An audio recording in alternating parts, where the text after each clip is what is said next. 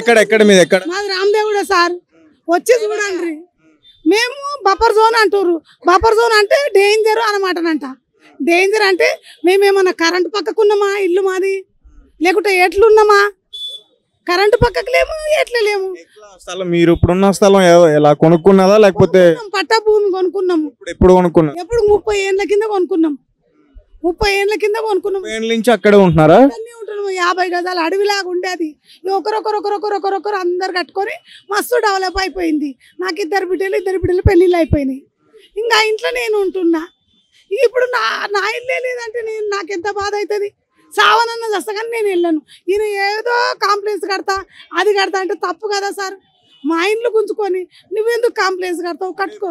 అంటే ఇల్లు తీసుకో, మీ ఇల్లు ఇప్పుడు అక్కడ పడగొట్టినా కానీ ఇల్లు ఇస్తానంటున్నారు కదా. మాకెందుకు ఇల్లు? మా ఇల్లు మాకుండని, మేము కష్టపడి కట్టుకున్న ఇల్లు మాకుండని. వేరే ఇల్లు ఎందుకు మాకు అవసరము? వేరే ఇల్లు అవసరం లేదు కదా సార్. ఇప్పుడు ఆయన రేవంత్ రెడ్డి ఇల్లు ఇవ్వమాను, ఎవరికన్నా వేరే వాళ్ళ ఇంట్లో పోయి ఉండమాను.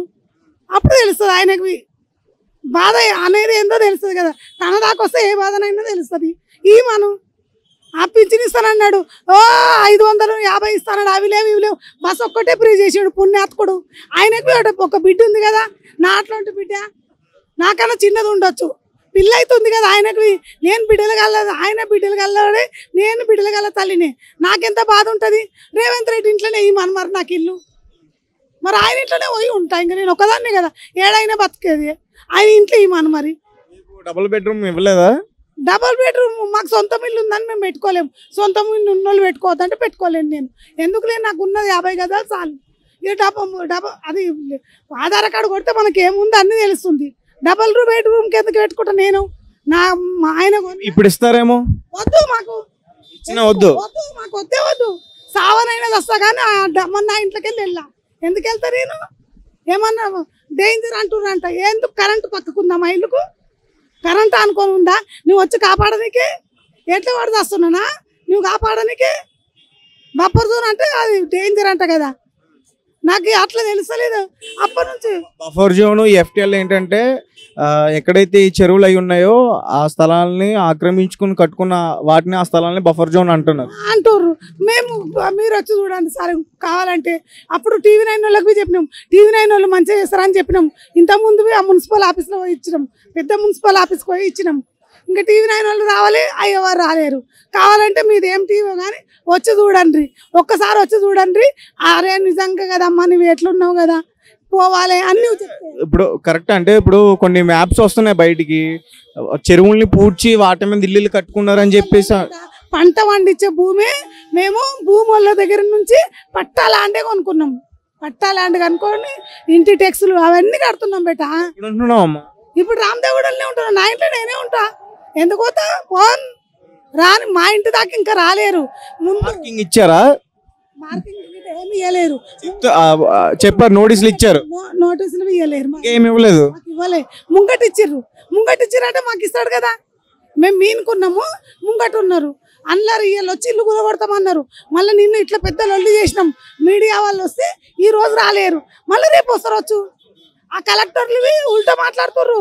వచ్చిన వాళ్ళు కలెక్టర్లు, కొంతమంది కలెక్టర్లు మంచిగా మాట్లాడుతున్నారు. ఇంకా కొంతమంది అంటున్నారు, అమ్మ మీ దిక్కు మేము మాట్లాడినాం అనుకో రేవంత్ రెడ్డి మా ఉద్యోగమే ఓడగొడతాడు అంటుండ్రు. మీరంటే ధైర్యంగా చెప్తారు ఎవరికైనా. వాళ్ళకు కలెక్టర్లే భయపడుతున్నారు. ఆ కలెక్టర్ అంటుండు, నేను నీ దిక్కు మాట్లాడినా అనుకో అమ్మ నా ఉద్యోగం బీక్తాడు రేవంత్ రెడ్డి. ఎందుకు ఓట్లు వేసి గెలిపించుకుంటారు అంటే మేము వేసినాం. హైదరాబాద్లో ఎవరం వేయలేము. వచ్చిండు ఆయన హైదరాబాద్లో అయినా ఊరు వాళ్ళు వేసిర్రు. వాళ్ళకి మంచిగా చేసిండు. రైతు బంధు వీకేసిండు, అన్ని వీకేసిండు. సంఖ నాకు ఇచ్చిండు వాళ్ళకు. నాకు నువ్వు 2000 పింఛన్ వస్తుండే 4000 అన్నాడు.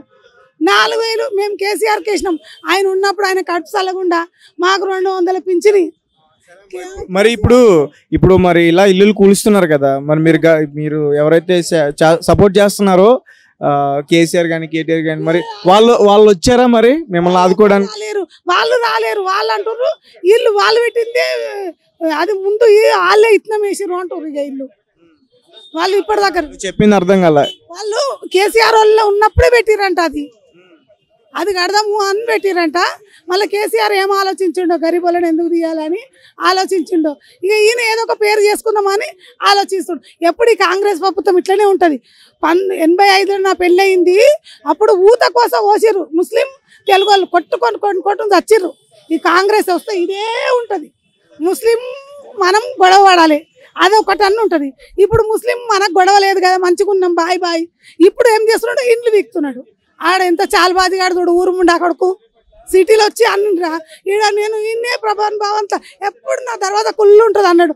ఏడ కుళ్ళు ఉందా, వారానికి 2 సార్లేనంట కేకడగాడు, వారానికి 2 సార్లు చెప్పి అప్పుడు ఏం చెప్పిండు, కుళ్ళు ఉంటుంది. ఇంతలా మాట్లాడుతున్నావు భయం లేదా? మళ్ళీ నీ పింఛన్ అది ఇది ఉంటది కదా, పింఛన్ తీసది అని ఆడిచ్చే ఆ పింఛన గవర్నమెంట్కి వెళ్ళి వస్తుంది. పింఛని ఆడేంది ఇచ్చేది, పింఛన్ గవర్నమెంటే వెళ్ళదు కదా, కాంగ్రెస్ దగ్గర. రాజు మంచోడైతే అన్ని మంచిగా ఉంటాయి. రాజు శని ఉంటారు తోడు.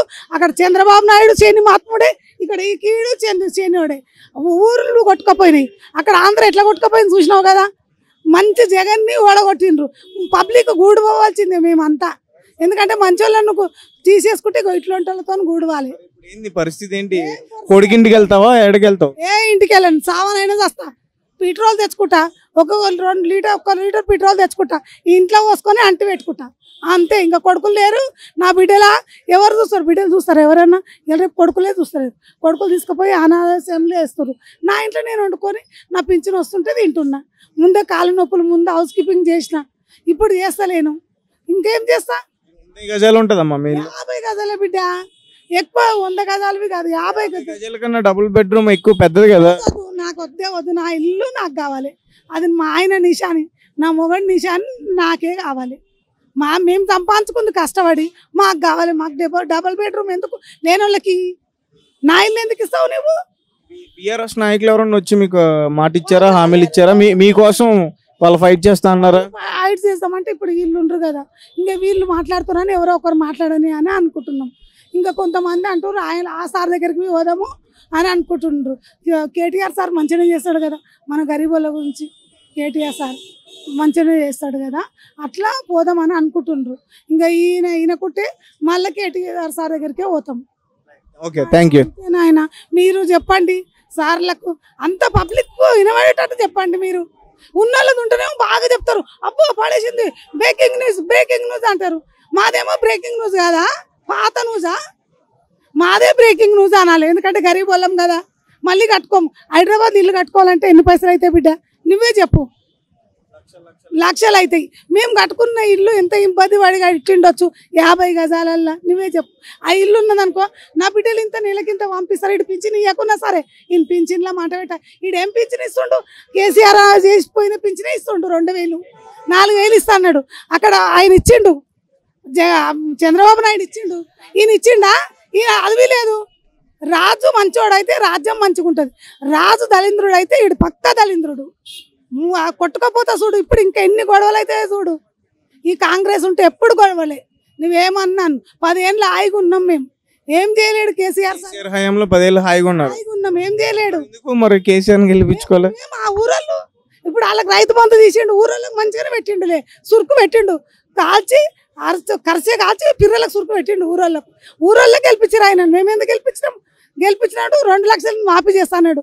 మొన్న ఏం చేసిండు, 1 లక్ష చేసిండు. ఆయన అప్పులు తీసుకునడం ఎందుకు? ఇవన్నీ మాపులు ఎందుకు? ఆ ఇంట్లో ఉన్న ఆడళ్ళకు 2000 ఇల్లు లేకపోతే ఏమైంది, ఫ్రీగా బస్సు పెట్టిండు కదా, దాంట్లో తిరగొచ్చు. ఎక్కడ తిరుగుతాం బిడ్డ? రాత్రిపూట ఏడ అనుకుంటాం రా నాయన. నువ్వు బాగానే ఉన్నావు, నువ్వు ఇంట్లో అనుకోవా? డ్యూటీ అయిపోయినాక పోయి ఫ్రీ బస్సు కదమ్మా. ఫ్రీ బస్ అయితే ఫ్రీ బస్ పాడగాను. ఫ్రీ బస్ నువ్వు పోయి ఇప్పుడు డ్యూటీ చేస్తావు. నీ డ్యూటీ అయినాక ఏడుకోతావు? నువ్వు డ్యూటీ అయినాక ఏడుకోతావు? మరి నేను ఇంటికి పోవద్దా? నా ఇంట్లో నేను ఉండొద్దా? మరి ఉండాలన్నా ఉండొద్దా అది చెప్పు. మరి బస్సులో వండుకోమంటున్నావు, అడ్డమైన బస్సులో. ఫ్రీ కదా అలా చెప్పు. ఫ్రీగా ఉంటే ఉండని. ఫ్రీ బస్సు పెట్టినావు అయ్యా, మంచి పని చేసినావు. ఇండ్లు వీక్తావా నువ్వు? అక్కడ పోతాడు ఫ్రీగా ఇల్లు కూడా ఇస్తా అంటున్నారు కదా. మరి మాకు ఆ ఇండ్లే బస్సు తీసుకున్నప్పుడు ఇల్లు ఎందుకు తీసుకో? బస్సు ఎక్కమంటే ఎక్కము, దాంట్లో ఏముంది? ఇప్పటి నుంచి ఎక్కమంటే ఎక్కము. మేము ఏడుకోయేది ఉందని, ఏడుకోయేది అయితే లేదు కదా. ఎక్కమంటే ఎక్కకు. మాది హైదరాబాదు, ఎక్కడ మాది ఊరా పోనీకే. మేము ఇక్కడనే ఉంటాము. ఇంతకుముందు ఫ్రీ బస్సు లేకుంటే పోలేమా? మేము పైసలు టికెట్ పెట్టుకొని పోయినా. నేను డ్యూటీ చేస్తుంటప్పుడు ఇప్పుడు ఇంట్లోనే ఉన్నా. మళ్ళా థ్యాంక్ యూ అంటున్నావు నువ్వు ఆయనకు చెప్పు. ఆయన ఏంది రేవంత్ రెడ్డి రాజు మంచోడు ఉంటే రాజ్యం మంచిగా ఉంటుంది. ఇది ఒక్కటి యాద పెట్టుకోండి. రాజు మంచోడు ఉంటే నా పేరు బేబీ బేబీ గౌతమ్ బేబీ అంటారు. మళ్ళా రాజు మంచోడు ఉంటే రాజ్యం ఎప్పుడు వీళ్ళ రాజ్యం ఎప్పుడు మంచిగా ఉంటుంది. వాళ్ళు మనం కొట్లాడుకోవాలి.